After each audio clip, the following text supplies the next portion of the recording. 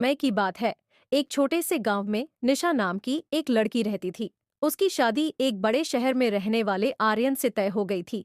आर्यन एक अच्छा इंसान था, लेकिन निशा की असली चिंता उसकी सास सुधा जी को लेकर थी। गांव में अक्सर सास बहू के रिश्ते को लेकर बातें सुनने को मिलती थीं कि यह रिश्ता कितना कठिन होता है। निशा इन बातों से डरी हुई थी, लेकिन उसने खुद से वादा किया कि वह अपने नए घर में सबका दिल जीतने की पूरी कोशिश करेगी। शादी के बाद निशा अपने ससुराल आई। सुधा जी एक सख्त स्वभाव की महिला थीं, पर दिल की बहुत अच्छी थी। उन्होंने निशा का स्वागत तो किया, लेकिन रिश्ते में थोड़ी दूरी महसूस होती थी। निशा को यह समझ नहीं आ रहा था कि वह अपनी सास के साथ कैसे घुल मिल सके। वह हमेशा अपने घर के कामों में सुधा जी की मदद करती, लेकिन सुधा जी बहुत कम बोलती। एक दिन निशा को पता चला कि सुधा जी को पुराने हिंदी फिल्मों के गाने बेहद पसंद हैं, खासकर रोमांटिक गाने।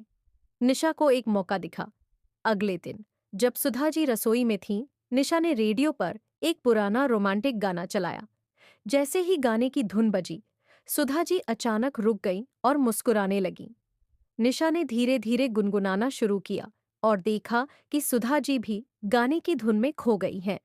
दोनों की आंखों में एक चमक थी और वह पल उनके रिश्ते की शुरुआत थी। इसके बाद निशा ने हर शाम को सुधा जी के साथ बैठकर पुराने गाने सुनने का नियम बना लिया।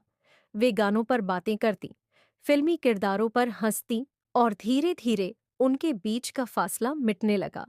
दोनों की रुचियां एक जैसी थीं और उनकी दोस्ती गहरी होने लगी। अब सुधा जी निशा को बहू से ज्यादा अपनी बेटी मानने लगीं। कुछ महीनों बाद जब निशा ने अपने पति आर्यन से कहा, आपकी माँ बहुत प्यारी हैं, आर्यन मुस्कुराते हुए बोला, हाँ, और अब वह तुम्हारी भी माँ है। इस तरह निशा और सुधा जी के बीच का रिश्ता सास बहू से आगे बढ़कर एक गहरे दोस्ती और प्यार का बंधन बन गया। उनके बीच का